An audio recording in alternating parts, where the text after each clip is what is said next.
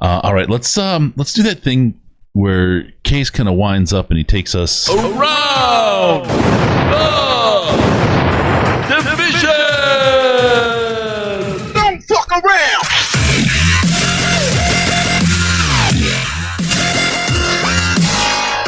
Oh God, I love that. I love that. I really do. I could listen to that for. I would have headbanged today, but I get a little bit of a headache. So you're up at 5 a.m. I believe it. You've been working hard. Oh, I was up at 3 o'clock this morning, so it's been a long day. But yeah, no. Let's start with the woeful Minnesota Vikings, and to add insult to injury after a brutal 1-point loss in a game that they looked like they had for a good chunk of it. They have to suspend their in-person training this week because 3 Titans players had tested positive for the coronavirus. So because they were in contact with them, both teams had to shut down all in-person stuff, and this is absolutely fascinating because we almost had to know that it was going to happen eventually, right? Yeah, no, it's an inevitability. Although I have to go back and say the NHL, I'll do it in English now. The NHL absolutely nailed it. They absolutely just killed it with their bubble and the way they pulled that whole thing off. Through the finals, Stanley Cup, done. Yeah, NBA's done it. The bubble just doesn't work for the NFL. Too many people. Yep, too many folks. And too much money, too many players or money. You didn't have too much. I don't want to say too much power or control or push or whatever back, but it's just a different ball of wax. So here's the fascinating thing to me is I don't know yet what the protocol from the league is, what exactly these teams have to go through if those 3 players just have to be quarantined. And obviously they have to test every player every day or something like that, or twice a day. I don't remember what it is exactly, but I mean, every other player on the team is getting tested. So if those 3 players are quarantined and if the Vikings players don't turn up any positive cases, are they good to go like on Thursday? Are they good to return to practice Thursday? Are they good to return to practice Friday? Are they... I assume they're not going to cancel the game, but that also begs the question: what if they were forced to cancel a game? Is that something they reschedule for later in the year? Hold up. So they test, right? It takes 5 days for the incubation period, right? Wasn't that what it is, about average 5 days or something like that? I don't want to give anybody wrong information here, so I know it's right around there. But so it's Monday, Tuesday they find out, right? So that takes them till Saturday or Friday. If they all test good, let's just kind of look at it like this. During the regular season in a non-COVID year, if somebody has the flu and can't play, they don't play. The game still happens, right? Yeah. If you have 3 guys sick, they just play. If you have 5 guys sick, the game still goes on. Sorry, you got the flu through the locker room. I think the games continue as long as the team tests out at a level. Now, how many people? That's what I mean, but what if there was how many people? What if there were 20 sick? Players on the team that tested positive? Right, and what that number is, I don't know. I'm sure the NFL has one. Or are they rescheduling? I bet they play it at the end of the year. Trot out. End of the year they'll play it. It'll be bye weeks before the playoffs. It'll just be interesting to see if that scenario ends up having to play out at any point. But we'll see. I don't want that to happen, but at the same time, it's just kind of a fascinating scenario that we've never seen before. So yeah, and then it makes planning for Senior Bowl and everything else really crazy, right? Because all that stuff will then get pushed around because it's all based on Pro Bowl, Senior Bowl, Super Bowl, all that stuff. And so we'll see. There's a lot of stuff involved. We'll see how that works out. But I think they play. Titans. Different story, right? How many guys is it? 8 guys is the last I think I saw on the Titans. I only had heard the 3, but yeah. Anyone in the chat, if you want to fact check me on the fly, I guess this is the night for doing that. Go ahead and hit me up really quick, and I think I saw 8 right before we went on Titans.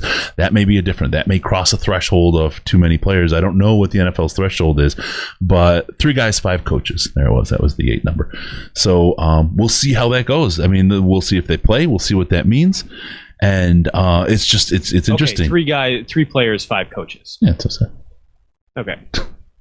Yeah, sorry. And it's okay. I wasn't listening to you again. And Brandon, Brandon's absolutely right. Are you listening? Brandon's absolutely right. This is why they expanded the practice squad. So we'll see how they fill those players in. We'll see what they do with it. Definitely going to be interesting to watch this play out.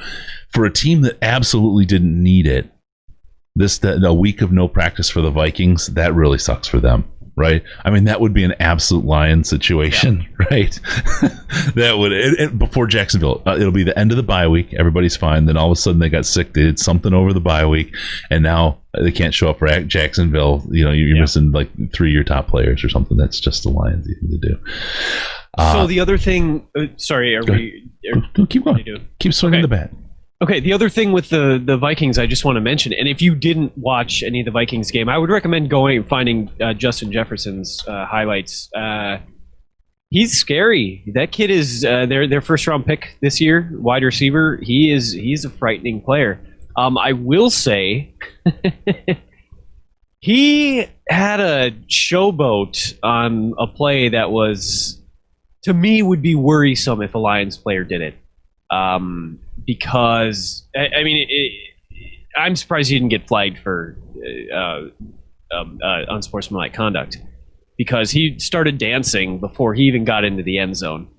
I don't love to see that stuff from any player, frankly, just because I start to worry about the mentality that goes into somebody doing that, and whether or not that person's ego is, if their ego is unchecked and that kind of thing. I even worry about Kenny Golladay sometimes. But I don't think he's ever done anything like what Justin Jefferson did on that play. So, like, if I'm a Vikings fan, which I'm not, thankfully, I'm not that I'm doing much better, but I would be nervous about the future of that particular young man and whether or not he's going to be a team player forever.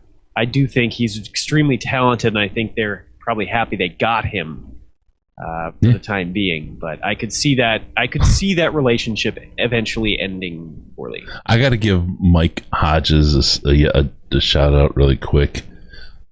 He just painted the blackest of pictures, the black pill here. The Lions would miss a week of practice before their first playoff game. That's our good luck. Yeah, that would be the week our guys got sick. And Sean with 2020 isn't over yet, Mike. Don't even put that out there. Don't even put that out there.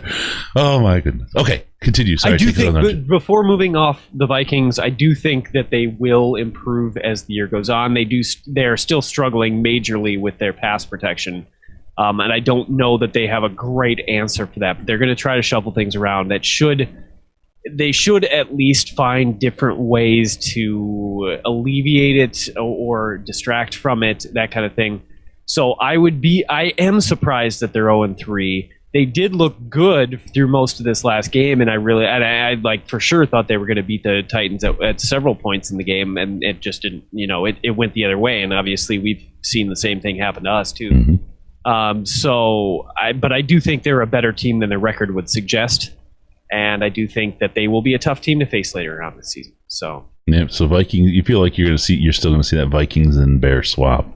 Yeah, I will say. I mean, starting off 0-3 after all the resources that they pooled into going all in this year is not a great look. So if depression sets in for them, it could. It could spiral out of control too. Like it is at that spot. And Mike Zimmer has not, I wouldn't necessarily say he's been on the hot seat before, but there have been times when people started questioning him.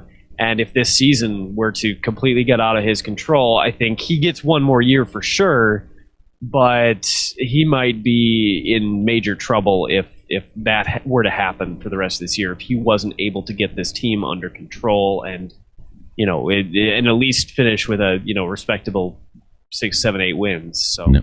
Yeah. I have to go back really quick. I'm sorry. I hate to be jumpy all over the place. We got info from Sandman. He's got coverage instructions for Michael Thomas. I don't know if you heard this part from you were there for it. I'd cover Michael Thomas with a spilled 7-layer dip on the plane steps. Do you remember that reference? Do you remember that reference? You don't? Okay. That's a good one, Sandman. I'm with you. I got you. All right, go ahead. Take us back around there. You got to listen to every show if you want all the inside jokes. Case. I should say that Vikings fans around here are pretty depressed, which is always a nice little boost in the arm for me. So boost in the arm. Enjoying That's that, where your boost is. The Bears are a fraud. They're a fraud. Dun. Yes, they are. An absolute fraud. I mean, their GM is too. I can't believe how much he took them for. I mean, they played decently against the Giants, but the Giants are one of the worst teams in the league. Absolutely one of the worst teams in the league. Worse than the Lions by a long shot. They beat us, and we all remember that, and that game could have and probably should have gone the other way. It was not the Bears were fortunate that the Lions completely imploded, and that had they had all those injuries and the ejection and all the random bizarreness that added up to that, they somehow managed almost the identical situation this week against the Falcons. I think that was the most frustrating game for me to watch all weekend.